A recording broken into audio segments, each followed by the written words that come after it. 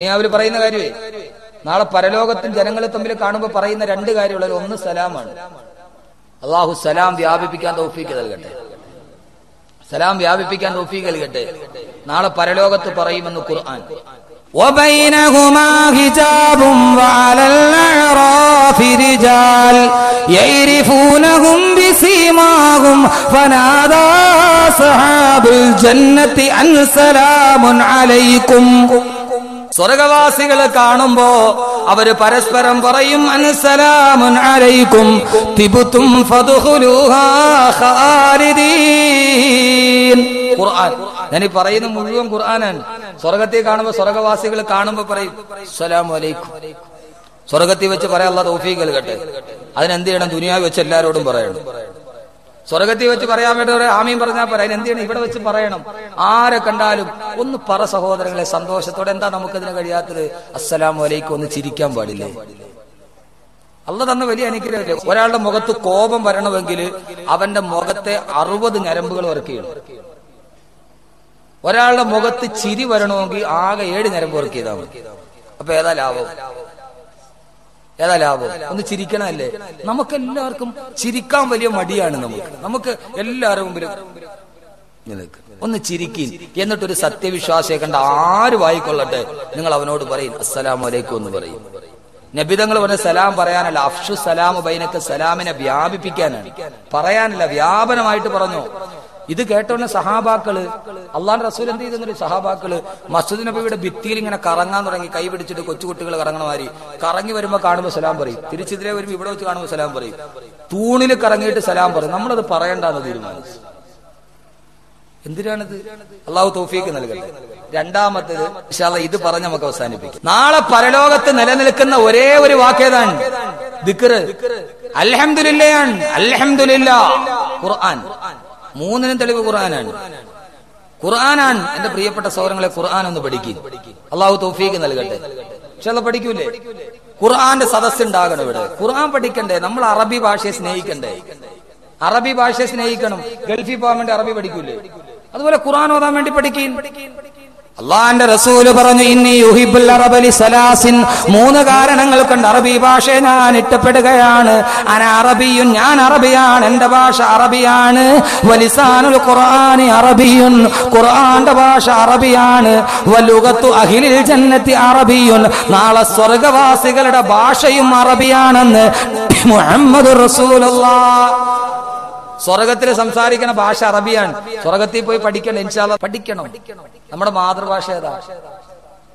മലയാളം. ഒരു മുസ്ലിം എന്ന രീതിയിൽ നമ്മുടെ മാതൃഭാഷ ഏതാ? ഖുർആന്റെ ഭാഷ അല്ലേ? അറബി ഭാഷ. മാതൃഭാഷയെ സ്നേഹിക്കണ്ടേ? എൻ മകൻ ഏതു വിദേശത്തു പോകിലും നിന്മന കാമ്പിലി ഓർമ്മ വേണം. നിന്നുടെ ഭാഷതാ നിന്തറവാട്ടമ്മ, അന്യയാം ഭാഷാവിരുന്നുകാരി. ഏതൊരു മന്ത്രവും ഏതൊരു വേദവും ഏതൊരു തത്വവും ഏതൊരാൾക്കും ഹൃത്തിൽ പതിയണമെങ്കിൽ സ്വഭാഷതൻ വക്രത്തിൽ നിന്നു പഠിക്ക വേണം. എല്ലാ ഭാഷയും മനസ്സിൽ പഠിക്കും. ഇൻഷാ അല്ലാഹ് അറബി ഭാഷ പഠിക്കും. അള്ളാഹു തൗഫീഖ് നൽകട്ടെ. ഞാൻ അവസാനിപ്പിക്കുന്നു. നാളെ പരലോകത്ത് അൽഹംദുലില്ലാഹ് ഇത്രയും പ്രത്യേകത എന്താ കബീറുസ്താദ് എന്ന് ചോദിച്ചാൽ ഉണ്ട്. പരലോകത്ത് ആകെ പറയുന്ന ഒരേ ഒരു ദിക്ർ അൽഹംദുലില്ലാഹ് ഖുർആൻ. അള്ളാഹുവിന്റെ പ്രവാചകൻ പറഞ്ഞു, നാളെ പരലോകത്തെത്തുമ്പോൾ അള്ളാന്റെ വല്ലാത്ത പരീക്ഷണമുണ്ട്, വിചാരണയുണ്ട്. അള്ളാഹു ഓരോരുത്തരോട് വിചാരണ ചെയ്യും.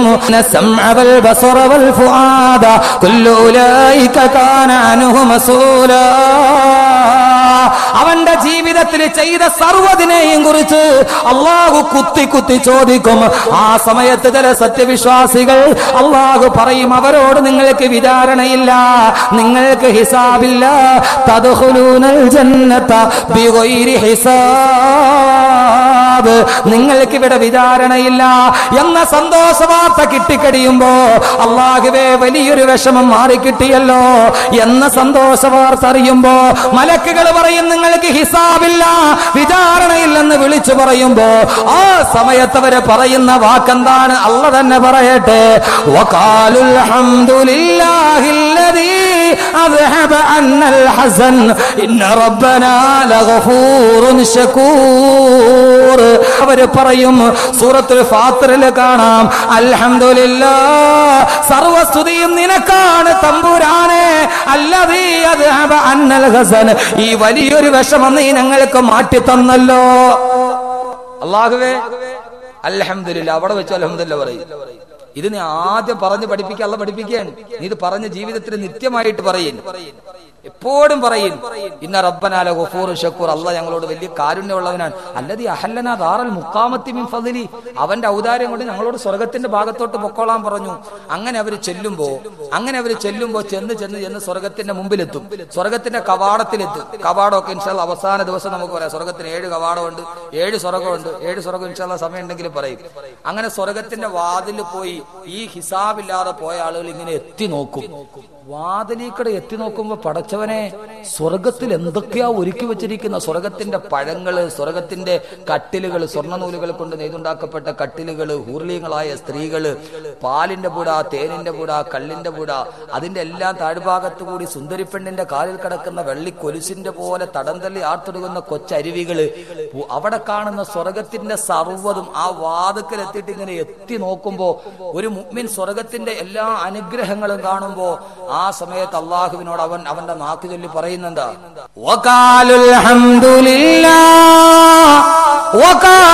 ഹംദുലില്ലാഹില്ലദീ സദഖനാ വഅദഹു വഔറഫനൽ അർള നതബവ്വഉ മിനൽ ജന്നതി ഹൈസു നസാ ഫനിഅമ അജ്റുൽ ആമിലീൻ. വഖാലു, സ്വർഗ്ഗം കാണുമ്പോൾ മുഅ്മിനീങ്ങൾ പറയും, അൽഹംദുലില്ലാഹ്, സർവസ്തുതിയും അല്ലാഹുവേ നിനക്കാണ്. അല്ലദീ സദഖനാ വഅദാ, നീ വാഗ്ദാനം ലംഘിക്കാത്തവനാണ്. അൽഹംദുലില്ലാഹ് പറഞ്ഞ സ്വർഗ്ഗം തരാമെന്ന് പറഞ്ഞതാണ്.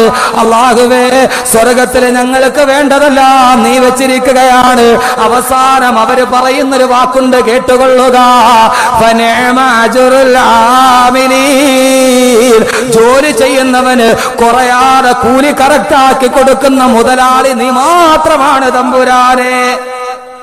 അല്ലാഹ് പറയുന്ന വാഗ്ദാനം എന്താ? അല്ലദീ സദഖനാ വഅദ. അൽഹംദുലില്ലാഹ് പറഞ്ഞിട്ട് പറയും, അല്ലാഹുവേ നിന്റെ വാഗ്ദാനം നീ എനിക്ക് പൂർത്തീകരിച്ചു. അല്ലാഹുവേ, വാഗ്ദാനം ഇൻഷാല്ലാഹ് പറഞ്ഞ് ഞാൻ അവസാനിപ്പിക്കും. മാത്രമോ ഫനിഅമ അജ്റുൽ ആമിലീൻ, അല്ലാഹുവേ ജോലിക്കാർക്ക് നന്നായിട്ട് കൂലി കൊടുക്കണമെന്ന് നീ മാത്രമാണ്. ദുനിയാവിലെ മുതലാളി കൊടുക്കുവോ? 6 മണിക്ക് വേർത്തൊരുമിച്ച് ഒരു എത്ര രൂപയാണ്? 420. ഒന്ന് റൗണ്ട് ചെയ്യടേ, 400, 20 കുറയ്ക്കും. എത്ര ചെയ്താലും കൂലി കൂടുതലായിട്ട് തരില്ല ദുനിയാവിൽ ആരും. അല്ലാഹുവേ ഫനിഅമ അജ്റുൽ ആമിലീൻ, അല്ലാഹുവേ ദുനിയാവിൽ എപ്പോഴും അൽഹംദുലില്ലാഹ് പറഞ്ഞു പ്രതിഫലം തരാമെന്ന് നീ പറഞ്ഞു. അത് കേട്ട അന്ന് മുതൽ പറയാൻ തുടങ്ങി. അഹമ്മദ് കബീർ ബാക്കവി വഅദ് പറഞ്ഞ അന്ന് മുതൽ ഞാൻ പറയാൻ തുടങ്ങി, പടച്ചവനെ കൂലി ഒട്ടും കുറയ്ക്കാതെ സ്വർഗത്തിൽ നീ എനിക്ക് നൽകിയല്ലോ അല്ലാഹ്. ഫനിഅമ അജ്റുൽ ആമിലീൻ. റഅയ്തുല്ലാഹ അക്ബറ കുല്ല ശൈഇ മുഹാവലതും വഅക്ഫറുഹും ജുനൂദാ. അവരങ്ങനെ സ്വർഗത്തിൽ കേറി സ്വർഗത്തിന്റെ സുഖങ്ങൾ മുഴുവനും, സ്വർഗത്തിലെ സുഖങ്ങൾ എന്തൊക്കെയാണ് ഖുർആൻ വെച്ച് തന്നെ ഇൻഷാല്ലാഹ് നമ്മൾ പറയും. അതുകൊണ്ടാണ് ഇപ്പൊ വിവരിക്കാത്തത്. അങ്ങനെ സ്വർഗത്തിലെല്ലാം ആസ്വദിച്ചൊക്കെ കഴിയുമ്പോ ഒരു സത്യവിശ്വാസി ഏറ്റവും അവസാനം പറയുന്ന വാക്ക് അൽഹംദുലില്ലാഹ്. ലോകത്ത് മനുഷ്യൻ ആദ്യം വന്ന് പറഞ്ഞപ്പോ അവൻ ആദ്യത്തെ വാക്ക് ഏതാ? അൽഹംദുലില്ലാഹ്. ആദം നബി അല്ലാഹു സുബ്ഹാനഹു വ തആല ആദം നബി ഹവ്വാവിയോട് പറഞ്ഞു, യാ ആദം ഉസ്കുൻ അൻത വസൗജുക്കൽ ജന്ന. ആദമേ, നീ നിന്റെ ഭാര്യയും കൂടെ സ്വർഗത്തിൽ താമസിച്ചോ. ആദം നബി അല്ലാഹ് വെച്ചിരിക്കുന്ന സ്വർഗത്തിലോട്ട് കേറി ഇങ്ങനെ നോക്കിയപ്പോ സ്വർഗത്തിലെ എല്ലാം കണ്ടപ്പോ ആദം നബി പറഞ്ഞു, അൽഹംദുലില്ലാഹ്, അല്ലാഹുവേ സർവ്വസ്തുതി നിനക്കാണ് തമ്പുരാനെ. ആദ്യ മനുഷ്യൻ പറഞ്ഞ ദിക്ർ ഏതാണ്? അൽഹംദുലില്ലാഹ്. സ്വർഗവാസി ഏറ്റവും അവസാനം പറയുന്ന ദിക്ർ ഏതാണ്? അൽഹംദുലില്ലാഹ്. എല്ലാം കണ്ടു കഴിയുമ്പോ ഒരു മുഅ്മിനിന്റെ ഏറ്റവും അവസാനത്തെ വാക്കും അൽഹംദുലില്ലാഹ് ആണ്. ഖുർആൻ സൂറത്ത് സാഫാത്ത്, ദഅവാഹും ഫീഹാ സുബ്ഹാനകല്ലാഹുമ്മ വതഹിയ്യതുഹും ഫീഹാ സലാം വആഖിറു ദഅവാഹും അനിൽ ഹംദുലില്ലാഹി റബ്ബിൽ ആലമീൻ. ദഅവാഹും ഫീഹാ, സ്വർഗ്ഗവാസികൾ അല്ലാഹുവിനോട് ദുആ ചെയ്യുന്നത് സുബ്ഹാനകല്ലാഹുമ്മ, അല്ലാഹുവേ അല്ലാഹുവേ അല്ലാഹുവേ. ഓരോ സ്വർഗ്ഗത്തിന്റെ അനുഗ്രഹം കാണുമ്പോഴും അവർ പറയും സുബ്ഹാനല്ലാഹ്, ഇതെന്തോ ഒരു അനുഗ്രഹമാണ് എന്ന് പറഞ്ഞ് നടക്കുമ്പോ പരസ്പരം കണ്ടുമുട്ടുമ്പോ വതഹിയ്യതുഹും ഫീഹാ സലാം, അവരുടെ അഭിവാദ്യം എന്ന് പറയുന്നത് സലാമാണ്. അവര് പരസ്പരം അസ്സലാമു അലൈക്കും പറയും. വാഖിറു ദഅവാഹും വാഖിറു ദഅവാഹും വാഖിറു ദഅവാഹും, അവരുടെ ഏറ്റവും അവസാനത്തെ വാക്ക് അനിൽ ഹംദുലില്ലാഹി റബ്ബിൽ ആലമീൻ. സർവസ്തുതിയും സർവലോക രക്ഷിതാവേ നിനക്കാണ് തമ്പുരാനെ. ഇത് പറയുന്നോട് അവസാനത്തെ വാക്ക് അൽഹംദുലില്ലാഹി റബ്ബിൽ ആലമീൻ. ആദ്യത്തെ വാക്കും അൽഹംദുലില്ലാഹി റബ്ബിൽ ആലമീൻ. ഇൻഷാ അല്ലാഹ് ഇന്നു മുതൽ എപ്പോഴും പറയൂലേ? ഇൻഷാ അല്ലാഹ് എപ്പോഴും പറയൂലേ? അള്ളാഹു തൗഫീക്ക് നൽകട്ടെ. എപ്പോഴാ പറയേണ്ടത്? അള്ളാഹ് അനുഗ്രഹം ചെയ്യുമ്പോഴല്ല, പിന്നെയോ ദുഃഖം വരുമ്പോഴും. ദുഃഖം വരുമ്പോഴും അള്ളാഹ് പറഞ്ഞ വാഗ്ദാനം എന്താണെന്നറിയണ്ടേ? وعن أبي موسى الأشعري رضي الله عنه أنه قال رسول الله صلى الله عليه وسلم, അല്ലാഹുവിന്റെ പ്രവാചകൻ പറഞ്ഞതായി അബൂ മൂസൽ അശ്അരി റളിയല്ലാഹു അൻഹു റിവായത്ത് ചെയ്യുകയാണ്. അല്ലാഹുവിന്റെ പ്രവാചകൻ പറയുന്നു, ഒരു മനുഷ്യൻ നടന്നു പോകുമ്പോൾ അവനൊരു പുത്രനുണ്ടായിരുന്നു. ആ പുത്രനെ ആൾ വല്ലാതെ സ്നേഹിച്ചിരുന്നു. ഒരാൾ വന്നിട്ട് അദ്ദേഹത്തോട് പറഞ്ഞു, നിങ്ങളുടെ മകൻ മരണപ്പെട്ടു പോയി, നിങ്ങളുടെ ഏറ്റവും സ്നേഹിച്ച നിങ്ങളുടെ മകൻ മരണപ്പെട്ടു പോയി. അത് കേൾക്കേണ്ട താമസമാ. മനുഷ്യൻ പറഞ്ഞു, അൽഹംദുലില്ലാഹ്, സർവസ്തുതിയും അല്ലാഹുവേ നിനക്കാണ്.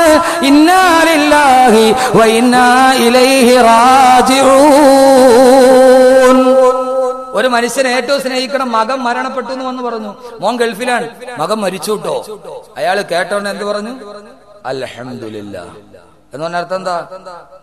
അല്ലാഹുവേ, നാളെ നീ എനിക്ക് ക്ഷമയ്ക്ക് പകരം നാളെ സ്വർഗം തരുമെന്ന് ഓർത്തിട്ടാണ് അൽഹംദുലില്ലാഹ് പറഞ്ഞത്. ക്ഷമിച്ചാല് സ്വർഗം കിട്ടും. അവിടെ ഒരാൾ മരിച്ചു എന്ന് കേട്ടാ എന്ത് പറയണം? നമ്മൾ സാധാരണ പള്ളിയിൽ മരണം വിളിച്ചു പറയുമ്പോൾ ആദ്യം പറയണതാ ഇന്നാ ലില്ലാഹി വ ഇന്നാ ഇലൈഹി. ആദ്യം എന്ത് പറയണം? ഒരു മുഅ്മിനാണെങ്കിൽ യഥാർത്ഥ വിശ്വാസം തവക്കലുണ്ട് അൽഹംദുലില്ലാഹ് എന്ന് പറയണം. പള്ളിയിലെ മോദി സാഹിബ് പറഞ്ഞേക്കല്ലേ, മരിച്ച ലിസ്റ്റ് കൊണ്ടേ കൊടുത്ത് മൈക്കി കൊട്ടിയിട്ട് അൽഹംദുലില്ലാഹി റബ്ബിൽ ആലമീൻ, നമ്മുടെ ഇന്ന ആള് മരിച്ചു പോയി എന്ന് പറഞ്ഞാൽ തീർന്നതോടെ. അതുകൊണ്ട് മോദി സാഹിബ് ഒഴിച്ച് മോദി സാഹിബ് പയ്യെ പറഞ്ഞിട്ട് ഇന്നാലില്ല പറഞ്ഞോളി. ആ മനുഷ്യൻ പറയുകയാണ്, മകൻ മരിച്ചുപോയി എന്ന് കേട്ടപ്പോ അയാളുടെ വായിൽ നിന്ന് വന്ന ആദ്യത്തെ വാക്ക് അൽഹംദുലില്ലാഹ്. അതിനുശേഷമാണ് ഇസ്തിർജാഅ് പറഞ്ഞത് ഇന്നാ ലില്ലാഹി വ ഇന്നാ ഇലൈഹി റാജിഊൻ എന്ന് പറഞ്ഞത് കേട്ടപ്പോ അദ്ദേഹത്തിന്റെ നന്മ തിന്മകൾ എഴുതുന്ന മലക്കുകൾ അത്ഭുതപ്പെട്ടു പോയി. ആദരവായ റസൂലുള്ളാഹി പറയുകയാണ്, വിശ്വസിക്കാം, ഈ രാത്രി നിങ്ങൾ ഇവിടെ നിന്ന് 2.5 മണിക്കൂറിന് ശേഷം പിരിയുമ്പോ ഇത് പറയുന്നത് ഇതേവരെ കള്ളം പറഞ്ഞിട്ടില്ലാത്ത, അസത്യത്തിന്റെ ലാഞ്ചന പൊൻചമ്പകപ്പൂ തേനിതൾ അതരങ്ങളിൽ നിന്ന് വന്നിട്ടില്ലാത്ത മുഖ്ബിറെ സാദിഖ് നബി മുഹമ്മദ് റസൂലുള്ളാഹ്, അവരുടെ നന്മയും തിന്മയും എഴുതുന്ന മലക്കുകൾ അത്ഭുതപ്പെട്ടു പോയി. അയാൾ മകൻ മരിച്ചു എന്ന് കേട്ടപ്പോഴും അൽഹംദുലില്ലാഹ് പറഞ്ഞു. ഇതൊരു വല്ലാത്ത പറച്ചില് തന്നെ. എത്രയാണ് ഇതിന് പ്രതിഫലം എഴുതേണ്ടത്? അവർക്ക് തർക്കമായി. ഈ വാക്കിനെഴുതേണ്ട പ്രതിഫലം എന്താണ്? ആ 2 മലക്കുകളും കൂടി പറഞ്ഞു, അല്ലാഹുവോട് ചോദിക്കാം. അവർ അല്ലാഹുവിന്റെ അടുക്കലോട്ട് ചെന്നിട്ട് പറഞ്ഞു, അല്ലാഹുവേ, നിന്റെ ഒരു അടിമ, നിന്റെ ഒരു പരീക്ഷണം വന്നപ്പോ അവൻ അൽഹംദുലില്ലാഹ് എന്ന് പറഞ്ഞു.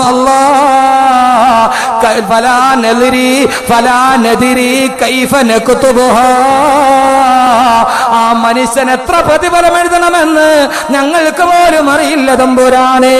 ഈ സദസ്സിന്റെ അവസാനം ഞാൻ പറയുകയാണ്, അല്ലാഹുവിന്റെ മലക്കുകൾ പോലും പ്രതിഫലം എത്ര എഴുതണമെന്നറിയാതെ തരിച്ചിരുന്നു പോകുന്ന ഒരു ദിക്റുണ്ടെങ്കിൽ അത് അൽഹംദുലില്ലാഹ് ഇത് ചെറിയ വാക്കല്ല, മലക്കുകൾ പോലും അത്ഭുതപ്പെട്ടു പോകും എത്ര എഴുതണമെന്ന്. അള്ളാഹു അവരോട് ചോദിക്കും, ആ മനുഷ്യൻ എന്താണ് പറഞ്ഞത്? അള്ളാഹ്ക്കറിയാത്തത് കൊണ്ടല്ല. ഇതുകൊണ്ടാണ് ഞാൻ ആദ്യം പറഞ്ഞത്, ഇത് പറയുന്നത് അള്ളാഹ്ക്ക് വലിയ ഇഷ്ടമാണ്. റസൂലുള്ള പറയുന്നു, വഹുവ അഅലമു മിമ്മാ യുഖാലു, അവൻ എന്താന്ന് പറഞ്ഞത് അള്ളാഹ്ക്ക് നന്നായിട്ടറിയാം. അതൊന്നുകൂടി കേൾക്കാൻ വേണ്ടി റബ്ബ് ചോദിക്കും, അയാൾ എന്താണ് പറഞ്ഞത്? അല്ലാഹുവേ, ആ മനുഷ്യൻ ഹമിദക ഫസ്തറജ, ആദ്യം അവൻ അൽഹംദുലില്ലാ പറഞ്ഞു, പിന്നീട് അവൻ ഇന്നാലില്ല പറഞ്ഞു. ഞങ്ങൾ എത്ര പ്രതിഫലം എഴുതണം അല്ലാഹുവേ? ആ സമയം നിങ്ങൾ അവന്റെ എഴുതണ്ട. അവൻ പറഞ്ഞ ആ ഹംദ് അൽഹംദുലില്ലാ എന്ന വാക്ക് അവന്റെ നന്മ തിന്മകൾ എഴുതുന്ന കിതാബില് അവൻ ഇന്ന സമയത്ത് ഇന്ന ഹംദ് പറഞ്ഞു എന്നങ്ങ് എഴുതി വെച്ചിട്ട് നിങ്ങൾ പോയിക്കൊള്ളുക.